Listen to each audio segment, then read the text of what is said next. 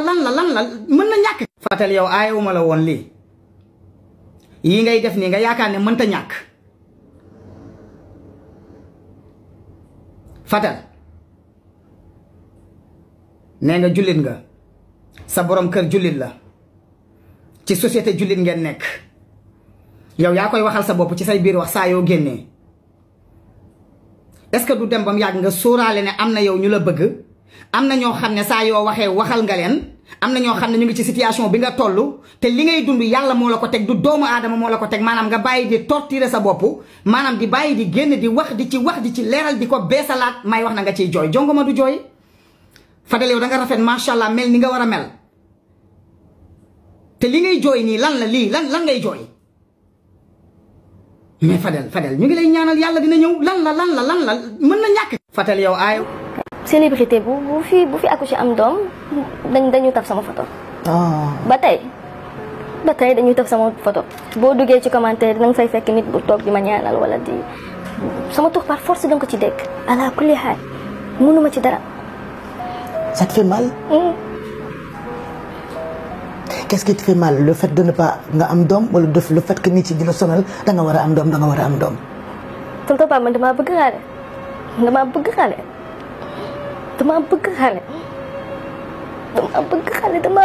suy wax ba tudd affaire doom rek day jooy barke alxuraan gars yi ñaanal leen ko yal na ko yàlla may mu am doom te mu nekk njiit laayam parce que bari na fi ñu doon ñaan doom te bañ amee doom ji nekkul si jigu leen leneen ak leneen la leen ci jural yal na ko yàlla may mu am doom ci barke alxuraan bindi leen ci commentaire yi amin gars yi wallahi la azim dama ko yërëm sax parce que bu ñuy wax di jooy ne daa bëgg doom ndeysaan jigéen gënu ko barke alxuraan Sénégal boo fi wër jigéen ju gën ci jabar sa jabar la kon Ndiaga day ñëw jël ci xale yi après ñëw ne la jël naa ci quoi waaye ñëw ne la képp naa nuyuwuma gars yi ngaaka benn doo ngaaka da ngay ngaakalu waroo doxaan kenn dem ci Fatel sa jabar naan ko diw mi dama koy doxaan ak diw mi mu naan la baax naam baaxul bu fekkee lim amagul doom moo tax nga koy teg yenn nattu yu métti yi barke alxuraan teguwul fenn amul jigéen jooy doxaan mu xam ne da ngay doxaan takk nit ba pare di doxaan mu neex ko jigéen ñëpp la ci àdduna pour lan mais loolu teguwul fenn ngaaka doo ngaaka da ngay ngaakalu jabar da nga koy fonk respecté ko jàppale ko te yàlla rek tax jigéen la mais ngay doxaan ba mu xam ne da ngay doxaan mais nañ waxante dëgg Sénégal lii kenn xamul lu mu doon te sa jabar jigéen gënu ko barke alxuraan Sénégal boo fi wër jigéen ju gën ci jabar sa jabar la kon Ndiaga gars yi nuyuwuma gars yi ngaaka blende doo ngaaka da ngay ngaakalu waroo doxaan gel dem ba ci sa jabar Fatel Saw naan ko doxaan naa gel bii doxaan naa gel bee wallahi la azim ak jigéen ju mën a doon su xamee ne da ngay doxaan jigéen lu mën a metti du neex ci xolam barke alxuraan war nga ko mën a doxaanee beneen xeetu doxaan war ngay doxaan te sa jabar du ko yëg loolu cër la nit da nga koy jox respect mais di doxaan naan sa jabar da ngay doxaan diw loolu du cër nuyuwuma gars yi kër dof yi wàññi ay nit lañ nee nañ kocc buñ ko tëj ci kaso bi nañ ko jël parce que xam-xam bi kocc yor jël ay taati jàmbur di ko denc di encaissé ay nit xaalis nee nañ loolu xam-xam la waa kër dof yi wàññi ay nit lañ nee nañ nañ jël kocc boole ko ci réew mi waa soxla xam-xam bi xam kocc yor ñu utiliser ko bu dee États-Unis noonu lañ koy def kenn du jël kocc tëj ko ci kaso bi wàññi est-ce que wér nañ ñii nga yaakaar seen signal bi dañ ko dagg noppal ndax wéruñ ay waxi dof rek la ñuy wax donc damay ñëw nag si benn cas bu majeur moo tax ma mujjee ko muy kaawu Kocc parce que kaawu Kocc dafa am rebondissement bu ci am tey xam nga démb nee naa leen Kocc dañ ko présenté woon le procureur dañ ko déféré woon ci biir parquet bi donc Kocc bi ñu sukkandikoo tey ci libération dafa am ay révélation yu mu def parce que machine Kocc ci boppam moo wax te pour attirer seen attention lu tax ma gëm ne Kocc jàpp nañ ko parce que Kocc souvent boo leen daan dégg ñu ne arrêté nañ ko Kocc day dem Snap mu jël wayu Kiné Lam boobu naan ku ma doon laaj maa ngi yéen a ngi fàttali ko wayu Kiné Lam boobu Kocc moom la daan dugal pour wane ni ki ñu wax ni moom lañ jàpp du moom alors que moom mi ngi existé ba tey loolu benn la te depuis bu ñu waxee jàpp nañ Kocc depuis semaine passée man gisaguma ko Snap wala ma gis ko fenn fu mu defee signe de vie kon jàpp leen ni kon li police wax ne teg na loxo Kocc loolu noonu kenn mënatu koo dindi muy benn. léegi lu tax ma ni machine Kocc yi dafa wax bu ñu demee dans le fond de l'enquête Kocc dafa yor benn MacBook Pro 13 pouces léegi MacBook Pro 13 pouces boobu dafa am lu ñu tuddee dañ ci gis benn fichier bu tudd not to publish boo xamante ne ni tey dafa am 9000 vidéo yoo xamante ne fa lañ ko fekk déglu leen bu baax li may wax 9000 vidéo lañu fekk ci biir machine bi ci benn dossier des na yeneen benn dossier laa waxagum léegi ci biir 9000 vidéo yooyu nga xamante ne fekk nañ ko ci biir machine bi muy not to publish boobu noonu nga xamante ne ci fichier boobu loolu lañ fa fekk am na lu tolloog 50,428 millions yoo xamante ne dañ ko versé Kocc ci diggante 28 juillet 2017 ba 24 avril 2025 te ci biir 50 millions yooyu am na si koo xamante ne si benn xale bu jigéen boo xamante ne dugal na 2 millions francs CFA yoo xamante ne nii tey versé na ko Kocc ak kenn koo xamante ne kiiwam la nu mu tuddati gars yi ñoom bu ma commencé wax si Kocc rek ñuy attaqué live bi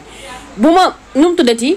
lu toll am na beneen complice am boo xamante ne versé na Kocc 43 millions te li may wax nii ci intervalle avril ak juillet bi ñu jëm bu ma paree nga poser question bàyyi ma pare kii bi information yi may joxe li zone est-ce que yaa ngi dégg yéen a ngi dégg donc loolu benn la beneen bi ba tey si biir mag buggu Kocc bi am na beneen dossier bu ñu tuddee New Girl maanaam fichier bu tudd New Girl léegi New Girl boobu fekk nañ ci 4191 non 1191 vidéo yoo xam ne ay vidéo sextape la tout nu yoo xamante ne nii nu mu tuddati yoo xamante ne nii dañ ko stocké ci biir machine bi yoo xam ne publier guñ ko parce que buñ nee New Girl maanaam ay vidéo yu bees la yoo xam ne soit publier guñ ko wala war nañ chantage ñi ko moom voilà donc mais ay vidéo yu bees la yoo xamante ne mi ngi tolloog 1191 vidéo ay vidéo nu sextape muy benn amaat na beneen fichier bu tudd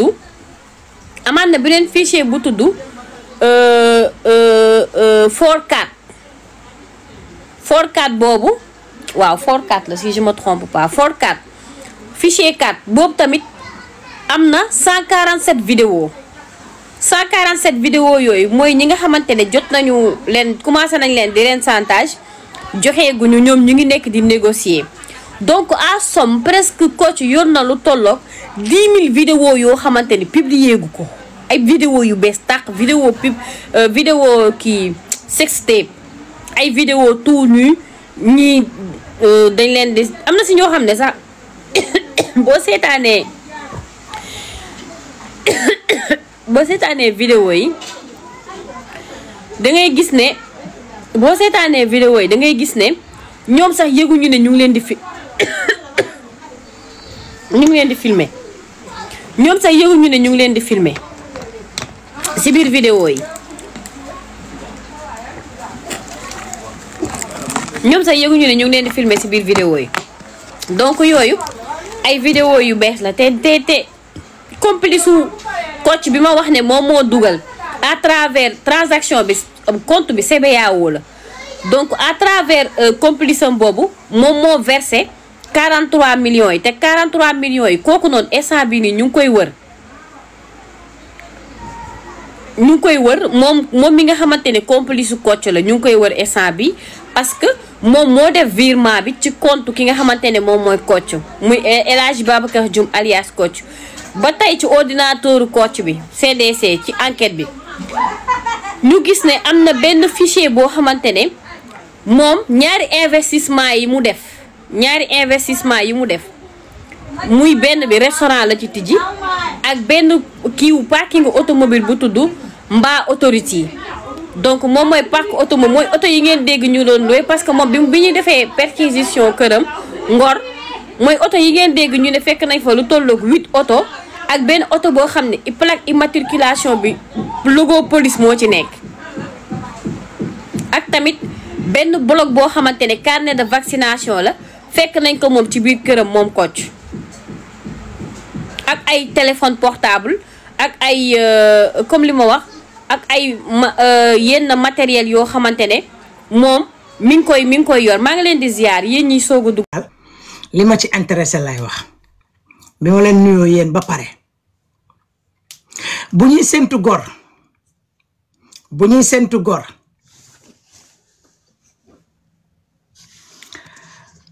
bu ñuy séntu gor boo ñëwee ba ci maam bu si yëpp kii yaa Yvette yéen ñoo maa leen di nuyu donc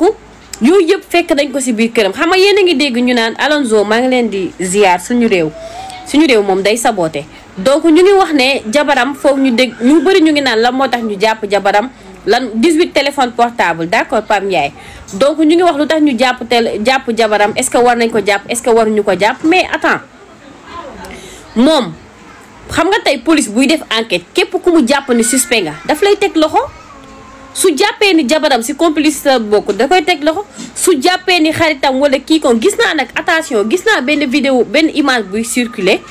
am na benn compte bu dugal photo mu ne ko Kocc la mais def leen ci attention balaa ngeen di publier photo jàmbur ñu leen di porter plainte man su ma sañoon ci côté boobu da ngeen di xaar ba police génnee image am ne carrément kii mooy Kocc ngeen doog ko valider parce que gis naa depuis boobu ba tey ñi ñaay génnee ay image naan kii mooy Kocc parfois ñu ne kii la parfois ñu ne kële la mais def leen attention balaa ngeen di jël photo nit di ko taf fekk du moom parce que tamit Kocc il a fait trop de mal même bu fekkente ni ñoom am nañ ci responsabilité ñoom ñi vidéo seen bopp di ko yónnee mais loolu amul droit nit di jël vidéo jàmm di ko publier kon def leen attention ci image yi ngeen di publier naan kii mooy Kocc loolu dama ciy attirer seen attention pour ñi nga xamante ne gis naa sànq TikTok am na ko dugal benn photo di publier di naan kii mooy Kocc tooñ baaxul def leen attention bu baax a baax ci loolu donc beneen bi may ñëwaat ba tey ci enquête bi moom Kocc actuellement déféré nañ ko moom en premier lieu déféré nañ ko te police tamit defaat na waat descente fi nga xamante ne moom mooy këram parce que tey li ma wax comme carnet de vaccination yooyu Kocc lu mu koy doyee te gis nga restaurant wam bi mu tijji restaurant bi bu waa CDC demee foofu wàcc fa dafa am ay anti-brouillard yoo xam ne dafa nekk ci moom bureau bi muy nekk dafa am ay anti-brouillard yu fa nekk yoo xamante ne yow mun nga dugg ci restaurant ba génn yow doo xam fu Kocc nekk mais xam nga police seen xarañte ñoom nga brouiller réseau ñàkk brouiller réseau buñ la bëggee jàpp dañ lay jàpp parce que ñoom yor nañ ay anti-brouillard donc ñoom loolu moo tax sax ñu dem ba xam ne restaurant boobu mu tijji moo ko moom parking oto boobu tamit moom moo ko moom te gis nga yuuxu dina jub fuñ ko foogeewul loolu nag sa man la engagé li may wax parce que man je me demande Kocc nu mu def ba am possibilité yooyu yëpp mu def ko man jàpp naa ni am na ay complices yu mag yoo xamante ni imaginez Kocc depuis 2016 ba tey mun ñu fexe ba jàpp ko ba pare blanchiment de capitaux bi muy def mooy imagine toi yow diggante 2016 ak léegi yow Kocc ñaata la am si alal ak ci xaalis bu mu doon chantage nit ñi man dama ne soit am na ay ponkal yu nekk ci ginnaawam parce que man mënumaa concevoir Kocc depuis 2016 mun ñu ko jàpp mu am ay ubbi fi ay restaurant am fi ay bien am fi loolu yëpp te mun ñu fexe ba détecter kan mooy Kocc mais loolu teeyul xel loolu tey na xel léegi nag pour ñii di poser wu question est-ce que kiñ jàpp moom la ak du moom mais police dina génn di wax ne jàpp na Kocc te jàppul Kocc léegi xoolal vidéo sextape yi mu gis yëpp yu ñu teg loxo yëpp ci biir machine am yi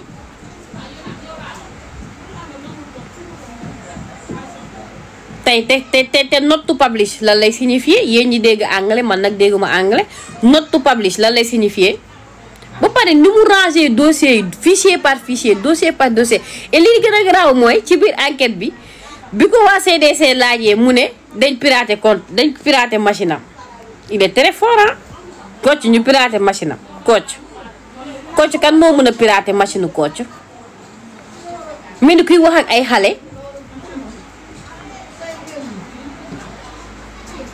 ah nee dañoo pirater comptam quoi moom Kocc parce que il faut savoir ni boo jàppee Kocc jàpp nga une trentaine de personnes mooy li ma wax léegi parce que réseau bi mënul moom benn nit Kocc il peut pas faire tout cela am na ay nit yu puissant yoo xam ne ñu ngi ci biir réseau bi ay nit yu am possibilité yenn yi parce que man mënuma concevoir yenn yi parce que yow moom bu taxawee mu ne dañoo pirater comptam kii machine am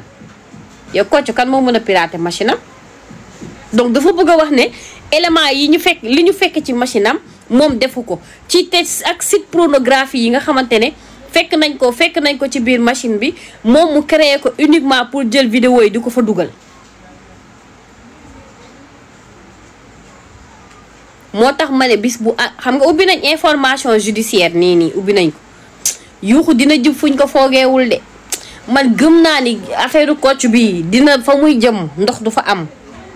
man di gis sama xamal li may xalaat non di ngeen ci dégg ñu tudd ci ay tur yoo xamante ne nit yi dinañ posé wu la question est-ce que nit nan la mun a capable def nii te di ngeen toogaat fii ngeen ne Lalla waxoon na ko yéen di ngeen toog fii ngeen ne bi dinaa defaat live fii ngeen ne Lalla waxoon na ko parce que man jàpp naa ni Kocc raison bi ñu puissant ñoo ci nekk.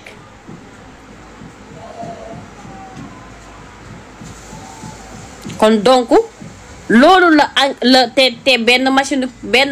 Kocc lañ tijji mooy MacBook 13 pouces bi ko la wax amul yeneen machine xam nga ni compte Kocc yorul benn machine rek benn machine bi laa wax mooy MacBook 13 pouces bi moom moo génnee li ma expliqué fii yëpp sànq ba tey il a fait trop de mal am na ñoo xam ne peut-être dee nañ ci diggante bi xaru nañ ñenn ñi génn nañ ñenn ñi feebar nañ am na si ñoo xam ne non mais ça fait mal quoi même su fekkente ni ñoom ñoo filmer seen bopp sax mais nan la ñuy def ba et à rappeler que d'après lu enquêteurs yi wax parce que ñoom bëgguñu dugg ci carrément vidéo yi identité personne yi mais da ngay gis ne réseau bi daf si amoon ay jigéen yoo xamante ne dañ doon liggéey pour le compte de Kocc maanaam ay jigéen yoo xam ne Kocc da leen doon utiliser pour ñoom ñuy dem si ay yenn nit yi di sekk ak ñoom di vidéo di def lu nekk pour ñoom ñu mën a am ay vidéo moo tax ma ne leen réseau bi dafa puissant parce que lu tolloog 9000 vidéos yu ay sextape si benn fichier not to publish beneen fichier bi new girl 1191 vidéos beneen fichier 3 bi 147 léegi totaliser leen lu ma lim yëpp si ay vidéo ñaata la ak yi kii bi nu mu tuddati nan la tuddati waay ak yi jot a génn xam nga am na yu mu jot a publier merci le plus gentil 9000 fichiers dont certains publiés MP et d'autres fichiers non publiés MP non publiés P bien sûr dafa organiser wu ça va Dieyla dafa organiser wu comme pas possible léegi ngeen wax ne kooku noonu raison puissant na moo tax ma ni leen su enquête bi gënee xóot yuuxu dina jib fu nga ko foogeewul parce que complice bi versé 43 millions yi kan la kooku kan moo nekk ci ginnaawam man jàpp naa ne réseau la boo xamante ne su Kocc daanoo ñu war a daanu dina bëri parce que problème bi mooy parce que am na si document vidéo yi ni mu ko amee am na si yoo xamante ne à travers WhatsApp lañ ko doon envoyé am na si yoo xamante ne à travers Messenger am na si yoo xamante ne Snap maanaam suñ toppee kii bi chaîne bi ni mu doon amee vidéo yi léegi ñooñu di ko yónnee ay complice la ci circuit bi lañ bokk ñooñu di ko yónnee ci circuit bi lañ bokk te actuellement lu lay wanal ni moom il est foutu mooy presque 8 chefs d'inculpation lañ koy toppee moom Kocc fi mu nekk nii te demagul ci procureur parce que xam naa ni moom buñ ko mandat de dépôt foofu lañ koy fàtte moom xam naa ni moom bu mandat de dépôt bi dalee moom dañ koy fàtte ci kaso bi te site yi nga xamante ne moom la tijji ay site yu mag la yoo xamante ne nii lu mu ci am ci xaalis kenn xamul nu mu toll non seulement yow da ngay def lu bon da ngay yàq vie wu jàmbur yi après ngay enrichir moo tax ci biir chef d'inculpation et blanchiment de capitaux bokk na ci parce que restaurant boobu mu tijji ak parking boobu mu yor ci blanchiment de capitaux yi ci la bokk loolu moo tax ñu koy toppee association de malfaiteurs nu mu tuddati stockage et données à caractère personnel atteinte à la vie d'une personne privée nu mu tuddati publication de fichiers contrainte publication d'images contrainte aux bonnes mœurs, association de malfaiteurs, blanchiment de capitaux, extorsion man chantage nu mu tuddati luñ koy toppee moo bëri. su ma fi naree nekk di lim chef d'inculpation yi xam naa ne fii laay mujjee fanaan tellement que liñ ko teg nii xam naa ne perpétuité rek lañ koy mën a tëj parce que Sénégal amul peine de mort mais xam naa ne su peine de mort amoon Kocc moom dañ koy def peine de mort mu dee ñëpp noppalu. léegi nag gis naa keroog mooy li ma wax ci kaawu oto bi Mame Ndiaye Savon yoroon man leen man duma ci prononcé wu parce que bëgguma tooñ te bëgguma dugg ci loo xam ne leeruma parce que moom gis naa ko mu ngi def vidéo rek di leeral di wax mais jàpp naa ne loolu enquête bi dina ko leeral et que gis nga police CDC nu mu def ba am éléments yi yëpp bu toppee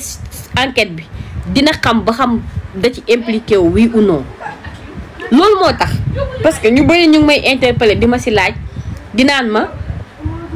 kaaw Kocc bi affaire oto bi nan la demee man leen man maîtriser wu ma ko parce que bugguma ci wax. parce que Sénégal aussi dafa am benn réalité bu fi am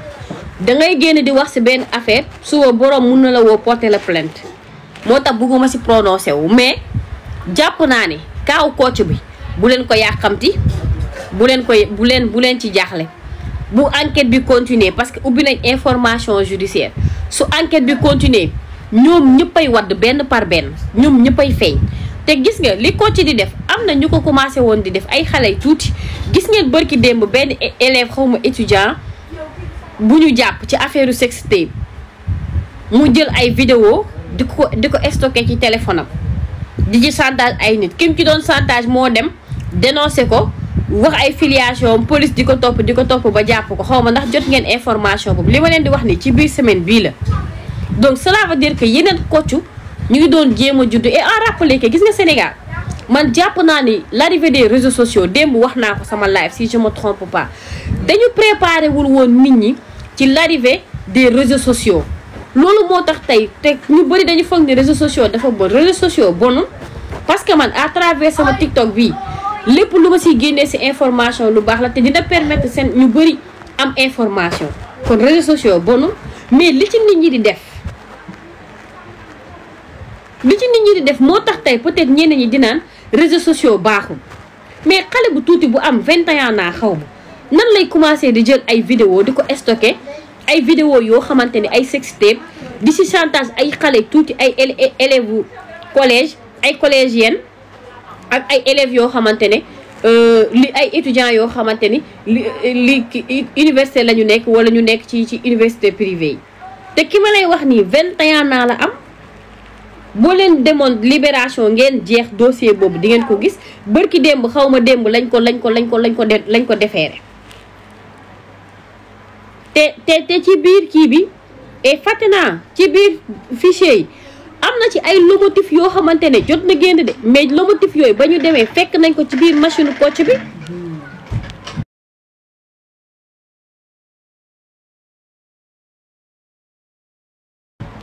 yoo xamante ne fekk yoo xam ne génn na laa wax yéen ñii seet am na ñu ko gis biñ ko publier war bu mu génnee fekk nañ ko ci biir machine Kocc bi te ay lomotif la yoo xam ne jot na génn kon xanaa kon lomotif yooyu foofu la jaar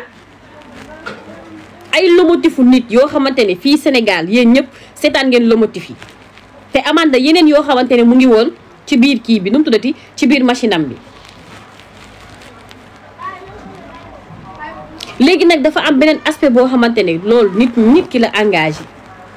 parce que man jàpp naa ni mooy li ma wax démb rek soo demee bay def lu bon di filmer sa bopp yow loolu dal yaa ko teg sa bopp mais du raison bu tax nit di yàq deru doomu aadama du raison bu tax nit jël ay vidéo jàmm di ko publier du raison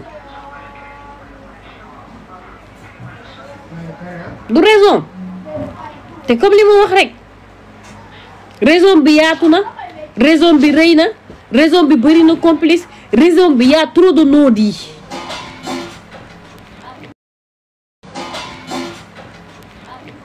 non-dits ci réseau Kocc bi parce que en réalité yow tu te poses la question comment il a pu réussir pendant tout ce temps.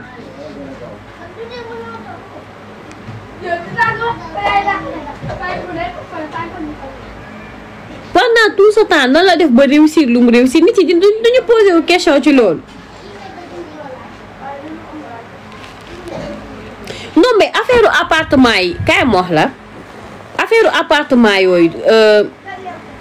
caméra yi ñuy def ci appartement yi xam nga loolu déjà dans le secteur de l'immobilier c'est interdit yow amul droit nga jël ay appartement yoo xam ne da nga koy jël di ko louer ay nit ba pare nga nekk di ci def ay kii nu mu tuddati nga nekk di ci def ay caméra xam nga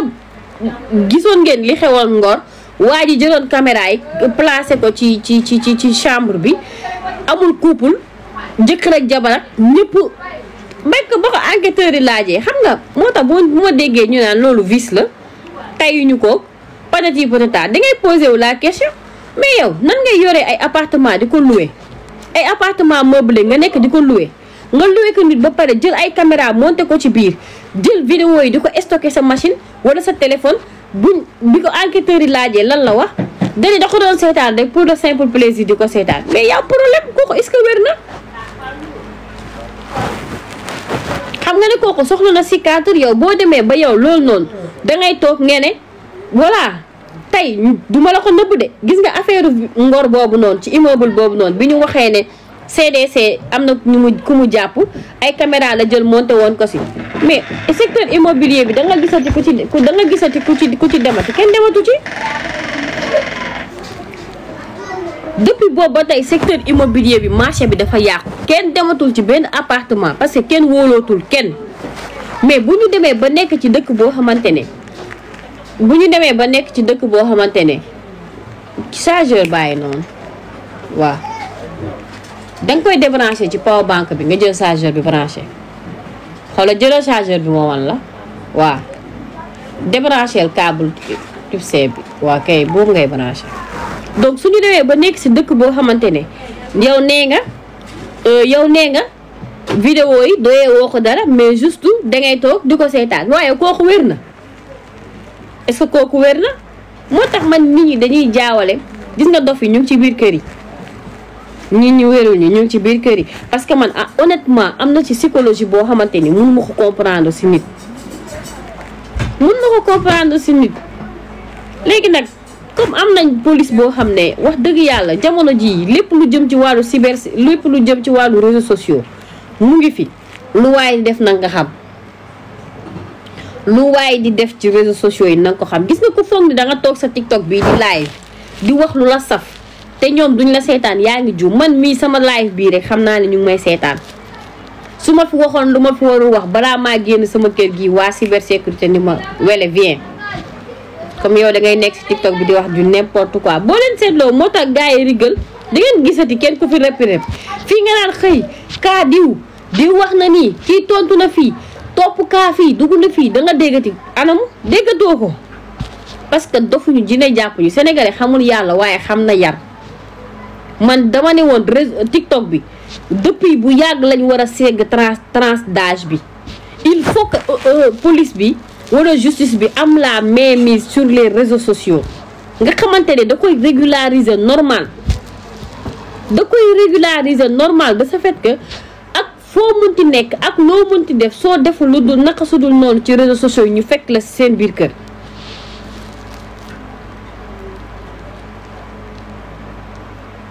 léegi nag daf si am l'autre aspect boo xamante ne dangay xam ne bokk na si cause bu tax ñu mel ni Kocc wala ñu mel ni keneen ku mel ni Kocc di def yu ni mel parce que yow da ngay nekk xale bu jigéen nga juddoo ci benn quartier banlieue mel ni man yoroo lekkoo naanoo say nelaw doyut nga bëgg a incarner train de vie boo xamante ne yow bokkul ci yow wala nga bëgg wane ni yow kat influenceuse nga dangaa siiw di wane vie boo xamante ne yow leen na ne yaa ngi nax sa bopp lan moo ko fi jar lu ko fi jar xaaj bi yëpp dañuy dem jël AP bokkante ko di ko loué ne serait-ce que pour bañ a dëkk seen biir kër yi wala seen famille mais yow lu la dal yaa ko teg sa bopp dëgg neexul a dégg nit ñi ñoo amatul sago amatuñu ngor man daal mënuma comprendre ban moo laa war a utiliser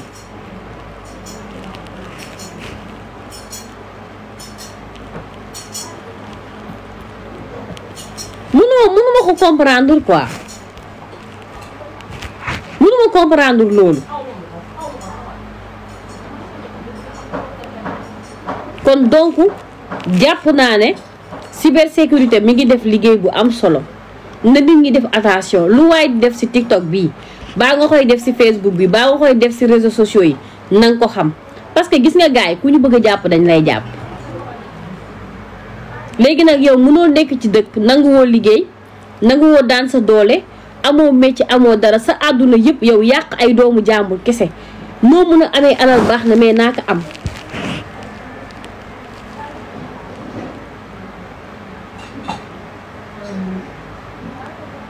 on verra léegi nag ñuy xaar te du enquête baa ngi continuer fii ak semaine bi ñuy dugg nii cas bi dina gën a leer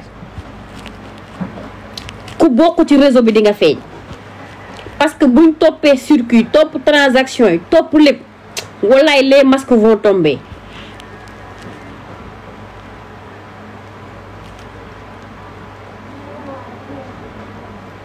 gis naa leen ngeen may signaler noonu wax leen lu leen neex waaye wallaay seen réseau bi dina wadd seen réseau bi te réseau kaay ma wax la même bu dul réseau Kocc sax yeneen réseau dinañ wadd en fait gis nga Sénégal dafa amoon lu trop de laisser aller gis nga diggante 2015 2016 2017 2018 2019 ba presque 2022 2023 en fait laisser aller partout moo amoon xaw ma ndax constat bi ma def nii def ngeen ko walaay Azim du ay caaxaan y avait trop de laisser aller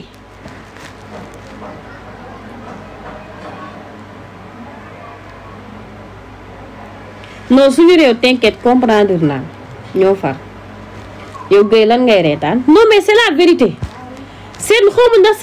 seetlu ngeen lu may expliquer nii depuis 2016 ba tey laisser aller moo fi amoon da nga daan dégg ay à l'époque cybercriminalité moo amoon mais cybercriminalité rarement nga fa daan dégg ñu convoqué fa nit pour affaire de ku def dérapage wala réseaux sociaux taluñu ko mais xoolal diggante bu gàtt bii rek cybersécurité si kaawu kii bi nu mu tuddati si kaawu dimbali ba si tur bi si kaawu affaire TikTok yeeg live yeeg yooyu da nga mës a gis ñu tëj fi nit mësuñu fi tëj nit mais arrestation récent yi nii moo tax sax gars yi calmé nii ku nekk defaraat sa toogaay xam nooy waxee xam nooy dem mais dëkk dafa war a am discipline totale parce que nekkul réseaux sociaux nekkul lu waay neex mu wax lu waay neex mu génne xoolal fan yi damay seetlu am na ay compte yu bees xam nga ban phénomène lañ jël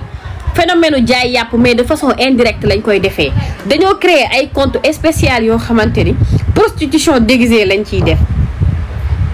parce que man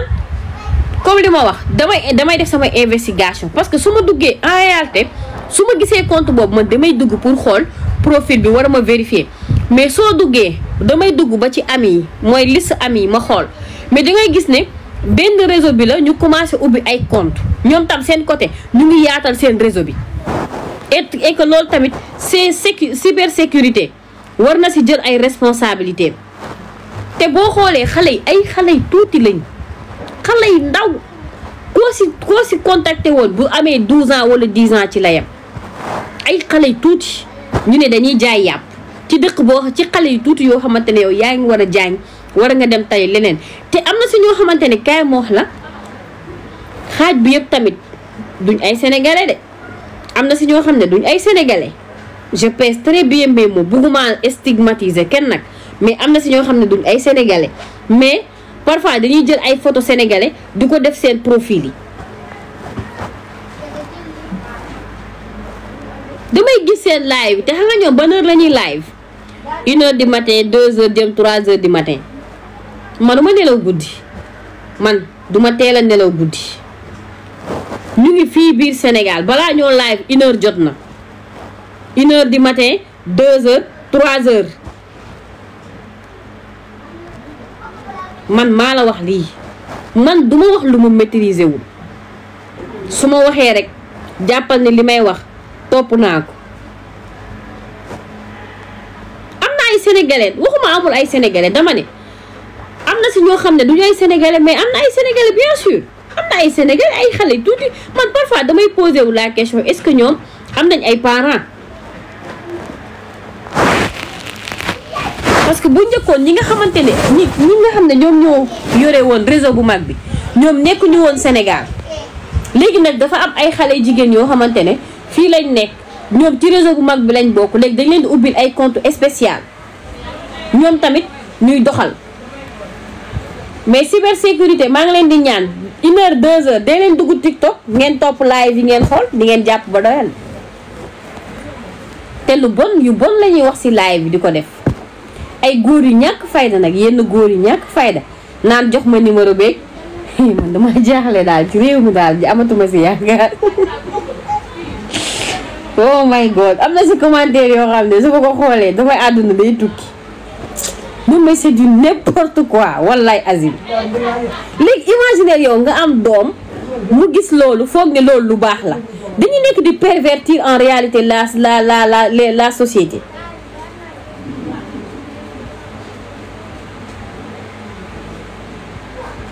yow hélas du mën a tontu parce que da nga bëgg a désorienter débat bi diversion du ma ko nangu donc léegi loolu noonu kan moo war a jël les responsabilités moo tax cybersécurité am na liggéey bu am solo bu mu war a def non ñii live ay adulte lañ d'accord non photo coach bi sànq wax naa leen def leen attention ci photo bi circulé kooku du coach de def leen attention man bu dee am naa photo bi su ma defee samay investigation ba am photo bi naa ko dugal mais def leen attention ci photo boobu di circulé ñu naan photo coach la. donc man les responsabilités sont partagées parce que xale bi yor téléphone am moom mu tëdd di nelaw. néeg bu muy tëdd ak néegu papam bokkul kooku da nga kaa mën a contrôler buy seetaan live guddi wala muy seetaan live bëccëg loo ci xam xamoo ci dara di xamoo ci dara surtout xale yi nga xamante ne dañoo jugte farantu surtout ngoro gu bees dañuy wax ba 4 heures du matin ñu dem tëddi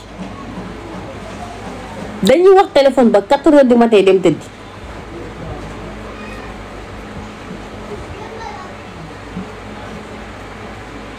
kon xale jigéen ñi nekk leen ay nit xale jigéen ñi nekk leen ay nit nañu revenir à éducation de base wala ñu jël benn forme TikTok boo xam ne uniquement pour les enfants am pour les enfants pour les adultes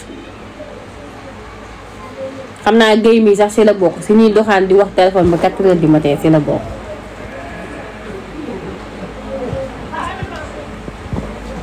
kon nag état bi jël ay responsabilités mu régulariser les réseaux sociaux nit ñaa ngi yàqu ba pare TikTok bi lu nekk lañ ciy jaay lu nekk la ñuy jaay ci TikTok bi man dama jaaxle quoi lu nekk lañ ciy jaay sax garaawul mais lu nekk lañ ciy jaay. Ibou Guèye yow USA Californie yow sax soo demee si réseau coach bi nga bokk ndax yow wóoluwuma la Moussa Sarène lu nekk la ñuy jaay si kii bi nu mu tuddati si réseaux sociaux yi nit ki noppam rek lañ fi jaayul. lu nekk dañ koy jaay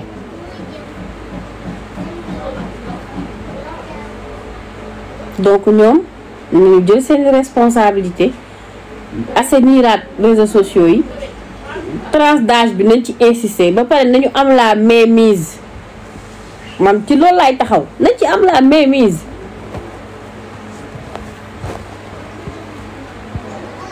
gis nga nag xam naa am na ay xale jigéen yu may seetaan di ma saaga waaye leen de dinaa leen ko xamal taaru jigéen yàggul carrière jigéen yàggul àdduna dafa gudd tànk xam naa dara safu leen je m'en fous ngeen bind seen digg ginnaaw yi mais dama leen di laajee biir rek carrière jigéen yàggul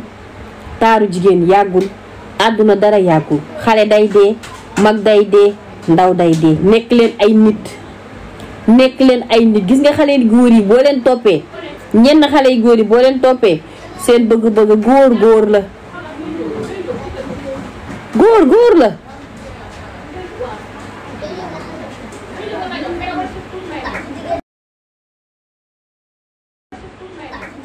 nekk yéen a war a yor àdduna bi jigéen dafa am valeur respecté leen seen bopp nekk leen ay nit xawma nun la nit mun a filmer boppam di def naka su dul noonu c'est du n'importe quoi.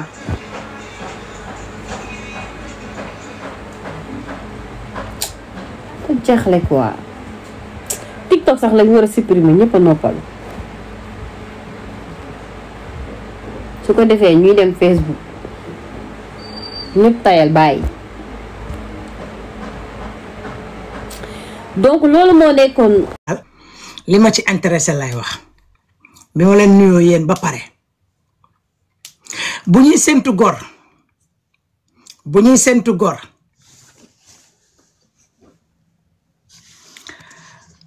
bu ñuy séntu gor boo ñëwee ba ci maam jàppal gor jàppal garmi gis nga gor ci deret lay doon. tàppate leen man sama xalaat lay wax de après di ngeen comprendre lu waral ma wax loolu man nag yàlla def na ne démb laay door a concentré wu ci détails yi ñàkk fayda yi am ni waaw man démb laa ci door a concentré wu dem laay door a concentré wu ci wax ci mais dafa am lu ma ci intéressé rek moo waral mën a xaaral ma waxtaan ci balaa sama heure liggéey di jotaat dama ne kuy sentu gor sentul Mame Ndiaye Savon salaam kuy sentu garmi sentul Mame Ndiaye Savon ku bëgg a xam nit ku yaatu xol nit ku yaatu dënn sentul Mame Ndiaye tagguma ko de ni jikko ji mel laay wax Mame Ndiaye musuma lekk 100 francs lu mu woote nag dugal naa ci sama ñaar dërëmam bu gën a ndaw yéreem bu gën a tuuti musuma ko am waaye yor na jikko ji nga xamante ne man noonu la mel nit dangay yaatu dënn dafa am solo nit daf lay wóor ne man kii maa ko tane maa ngi lay nuyu kii Aliou dangay wóor ne kii maa ko tane nga ne danaa ko jàppale ci ni ma ko tane kii maa ko ëpp xel won ne ko maa la ëpp xel mais terewul dinaa la jàppale man ci sama xel mu gàtt bi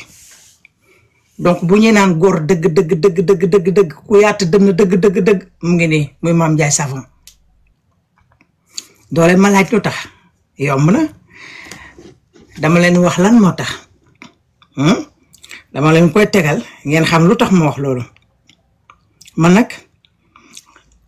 damay àtte dëgg rek te yàlla rek a tax àtte dëgg kese moo ma ñor voilà lii moo ma ñor. sa mu jeex jàmm nañu. waaw Dabaye. allo. Kaliphone Sall. oui. yaa ngi haut-parleur nag en direct si live bi sinon tamit ma dindi haut-parleur bi dama lay artu rek yaa ngi si jàmm. naa sant yàlla bu baax alhamdulilah ñëpp a ngi lay déglu. dafa am benn daam bu wootee ne Dabaye dafa ne. kon mënoon naa jóg ñëw wax ak man kon kuusi sax du fay ndax jàpp naa ñeneen ak ñeneen ñoo xam ne dañoo fay kon ñoom ils sont kii ba bu ma leen jàppee duñu fay. kuusi maa ne woon 200 000 lay fay 400 000 lay fay ma delloo leen ko. jeex na mais kuusi comme ci loxo maman la nekkoon. ñu xam ne Linguère Saliou moom bagage mais standu maman la woon bu ma juumul. kii fa toogoo nit ba ñuy jël kuusi maman moo ko fa tegoon bu ma juumul donc yaakaar naa ni lépp responsabilité maman la donc encore une fois femme bi moo woon léegi ne day fay 400 000 bi dégg nga wax ji. maa ngi lay nuyu Mbaye maa ngi lay nuyu di nuyu la xam ne. est-ce que yaa ngi may dégg. bu baax kooku moo gis vidéo Linguère Saliou mu taxaw ne maa ngi nii sama place yore ko ay couche di ko yóbbu ci foire Dabaye balaa koy jaay jee. nii la demee amul leen. parce que bëgguma sore parce que lu amul bopp amul genn bëgguma si sore man damay bëgg a wax ci lu am bopp ak genn waaye lu amul bopp ak genn noonu bëgguma see sore parce que man ay détails ñàkk fayda man daf may tardeel dama ne ki yaatu dënn ci biir Sénégal benn bii rek la jëmm ji ki yaatu dënn ci biir Sénégal laa la wax de jëmm ji kese la kese dëgg rek la yàlla bëgg ki gën a yaatu xol ki gën a yaatu dënn ki gën a mën a am compréhension mooy Mame Ndiaye Savon lii moo ko waral lii moo ko waral dëgg rek la yàlla bëgg dëgg kese lu fi waaye am problème lu ne Mame Ndiaye yëg ko te ci yëkkati dërëmam def ca bu woote woon léegi seen affaire ñàkk fayda yi xam lu mu tudd toddi loo xamoon seen jaay yooyu ñuy def noonu nekkul lu ñàkk fayda sax ah seen yooyu nag buñ ko woote woon léegi nii billahi wallahi taala maam dina la bàyyi nga jaay pour mën a am loo dugal sa biir kër barke yonent yàlla Muhammad mais ndaw si man miinuma ko dama koy gis nii rek mais man miinuma ko mais bu nekkee dëgg rek la yàlla bëgg dafa juum bu rëy te dafa war a nangu mais mënul nangu ndax rëy jàpp na ko nit warta rëy dëgg la dangaa woote sa programme moo tax organisation dafa am solo nit dangay am organisation waaye boo organisé wul lii rek lay mujjee ndax yow mënoo ne yow carrément danga woote foire baadoola yaa ngi fa ñi ama nga fa ñëpp a nga fa xoolal baadoola bi nga xamante ne moom néew na doole wóor na la kii vraiment lu yàlla xam doy na doo leen tappate live nga ne xaaral ma jàppale ko te yàlla rek a tax moo tax nit dangay am état d'esprit bu sori nit dangay am état d'esprit bu sori nit dangay yaatu dënn dafa am solo ci doomu aadama dangay organiser sa mbir d'accord nañ organiser nga jaay nga say affaire rek sa yooyu yëpp mais maman vulgaire kan moo ko gën xol kan moo gën maman vulgaire ci xol maman vulgaire bi mu nekkee ci TikTok ba tey ñu ngi koy attaqué xuloon na fekk Mame Ndiaye xuloon na fekk ñëpp la fi xuloon koo xalaat ku nekk rek jote na ak moom mais musoo dégg fenn fu maman vulgaire génnee ba tontu jamais de la vie man nag ñaari mbir moo tax ma génn mooy jëmm ji xol bi mu yor leen ko yërmande bi mu am leen ko yéen ñi di jaay am leen yërmande bi maam am leen xol bi maam am di jàppale nit te yàlla rek a tax di dimbali nit te yàlla rek a tax te doo si séntu dara dafa am solo mais yéen seen problème siiw jaral na leen lu ne xam leen ma jaral na leen lu ne àddina nag du tëddeewul noonu ndax olof nee na siiw du jàmmi borom siiw du jàmmi borom waaye bu sa xol yaatoo bu sa xol rafetee ngay dimbali doomu aadama te yàlla rek a tax séntu woo ci ngir nit ki fay ma nga ne dama ko def ngir suñu borom mais fayu yàlla moo gën lépp sëriñ dina nekk ci TikTok bi ne la ah diw man de am naa lu ma gis ci yow sëriñ dina la woo ci TikTok ne la ah diw na nga def sa waay yaa ngi ci jàmm nga ne ko maa ngi ci jàmm kay mu la waa am naa lu ma gis ci yow waaw boo ko fajul du baax mais kan moo ko gën a ëpp bët bu rëy suñu borom moo ko ëpp bët bu rëy suñu borom moom dafa gis lépp ba pare na cel toog jàpp ñàmbara kan moo ëpp bët bu rëy ku dul suñu borom moom mi gis sa feebar moom mi la teg feebar moom mi la sol ngelaw feebar mu gis na yow mi feebar nga xam ne lépp léegi na sëriñ bi toog fa naa la waa gis naa dangaa feebar dangaa lii dangaa laa dangaa lële ana borom bët bu rëy bi yàlla mi nga xamante ne mooy gis lépp bàyyi lépp mun a cell toog di seetaan donc nag yërmande dafa am solo nit ki boo ko tanee danga koy dimbali te du la wàññi dara mais yéen lépp loo leen di defal nit ki rek yéen ngi génn si réseaux sociaux di ko wax d'accord naa ngeen nekk entre copines nga wax ne diw de defal naa ko loolu garaawul entre copines la rek te day resté si yéen mais du dem ci réseaux sociaux mais yéen seen lépp ci réseaux sociaux la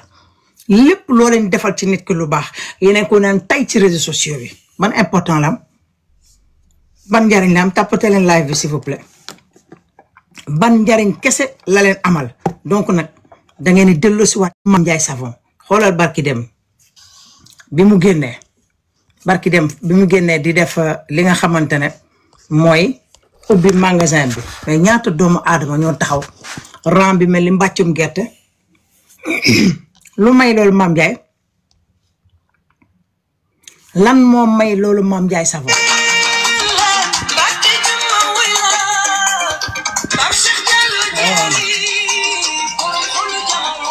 salaamaaleykum waa Sénégal. lan moo may loolu Mame Ndiaye Savon mooy yaatu dënn moo ko may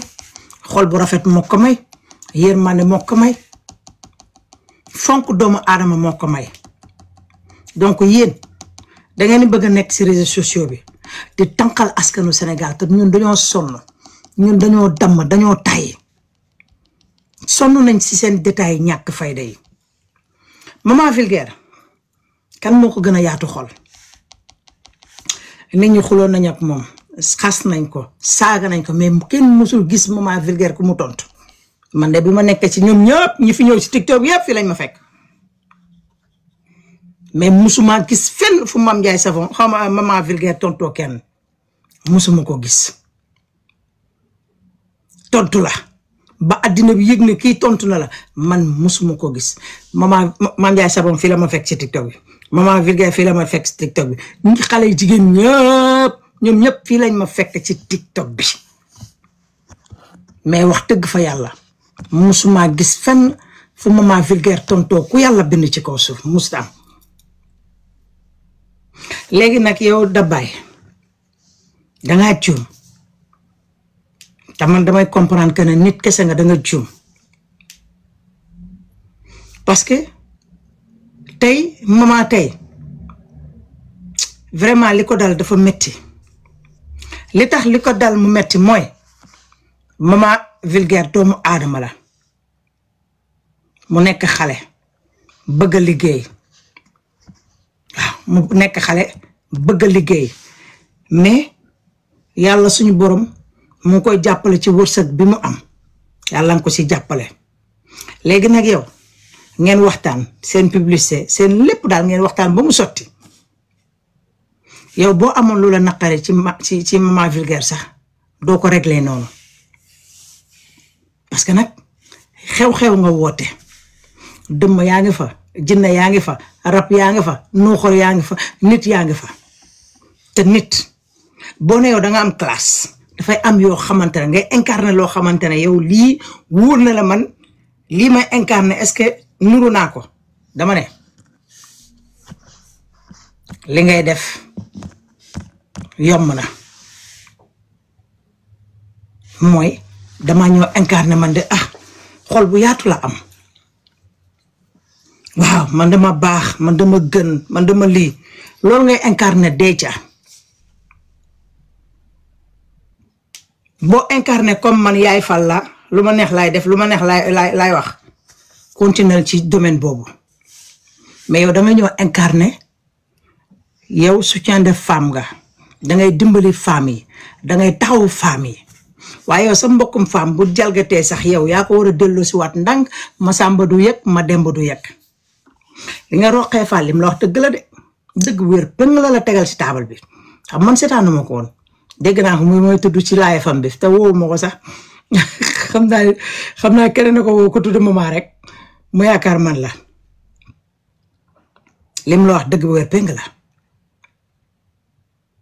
dëgg bu wér pëng la roqee Fall tegal ci taabal bi te loolu dara mënu koo dindi donc Dabaye Maman Vulgaire kenn waru woon xam ne kii ëmb na sax mais tey yow ñu ngi tudd ëmb jàmbur bi est-ce que xam nga ne bii baaxul est-ce que xam nga ne bii baaxul te yow yaa tax ñu tudd turu doomu jàmbur bi ku nekk naan ko dangaa ëmb waaw dafa diis dafa ëmb dafa lii dafa laa te mënoon naa ñàkk merci beaucoup te mënoon naa ñàkk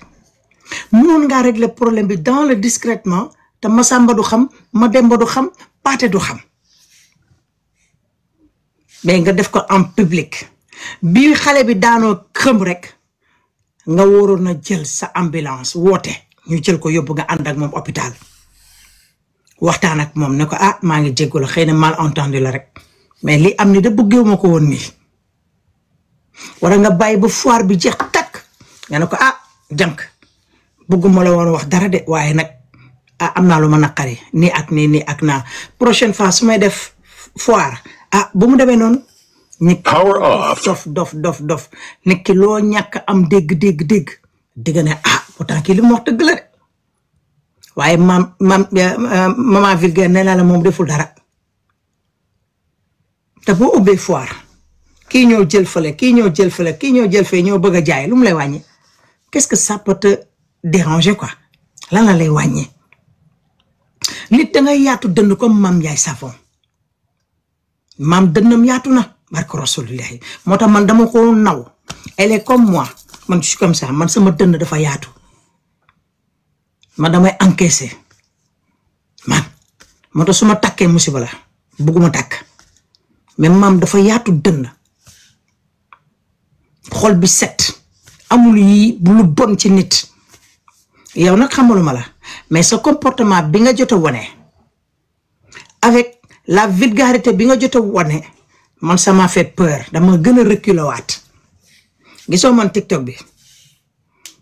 ñi ma xamoon daaw laa xam ren ba tey ñooñu rek ñooy samay nit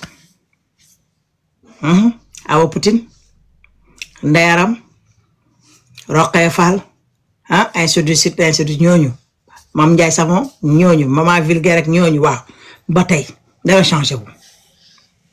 parce que lu ko waral ñoom ay nit ñu baax lañ lu ko waral ku ci nekkul ci dëgg koo wax ak moom da lay déglu man su ma nekkul ci dëgg ñoom dañ may wax soo gisee man bëgguma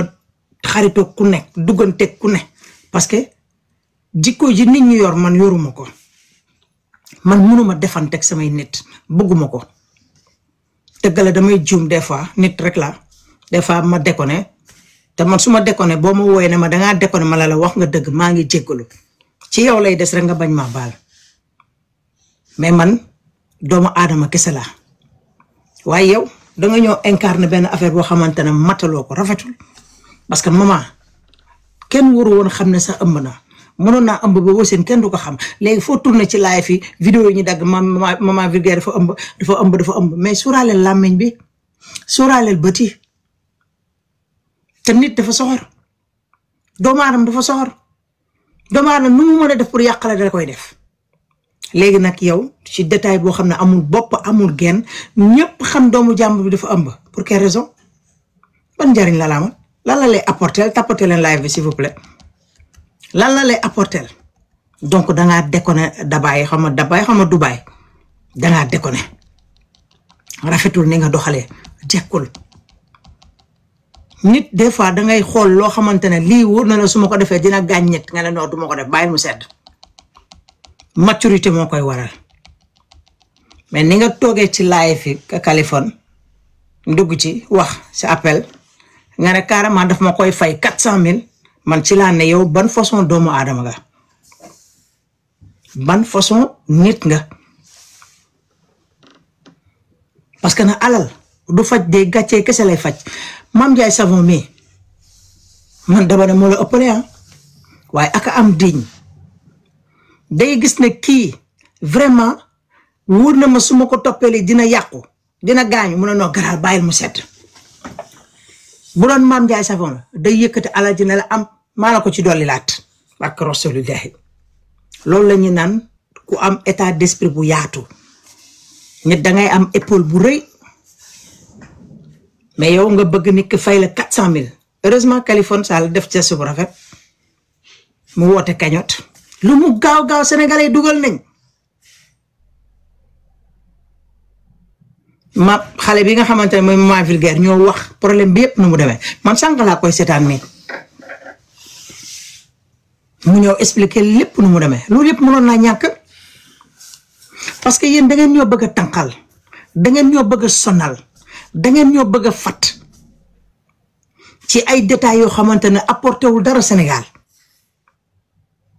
ci loo xamante ne amul bopp amul genn ngeen waroon ko mën a régler ma sàmba du yëg ma demb du yëg mais yéen seen lépp ci réseaux sociaux la jeunesse Sénégal sonn nañ déjà vidéo bi ma def tey dugal gu ma ko naa ko dugal ñun au lieu que ñu dajaloo pour mën a bale mbedd yi dindi salte yi ci koñ yi dindi xeer yi ci koñ yi déboucher rigole yi mais non 1960 la ñu génne waat naan dañuy fecc dañuy tëb di dal tu te rends compte ban monde lañ nekk les gens commencent à développer ñun sénégalais ñu ngi dellu gannaaw fecc tëb tal rek d'accord naa defar sa vidéo comme man nga fecc loolu amul problème mais yéen a ngi dajaloo 1960 ngeen ne da ngeen di fecc ah les années 60 ngeen ne moom ngeen di fecc gis nga les années 60 yooyu ngeen def noonu billahi wallahi tallaay boo leen ko defoon fii nga xamante ne mooy seen koñ yi déboucher rigole yi bale mbedd yi barke Seydina Mouhamed ngeen xam ne lépp dëgg la avec ça ñu ne ñun dañoo bëgg développement suñu réew mais dinañu yéex a développer parce que vous êtes en retard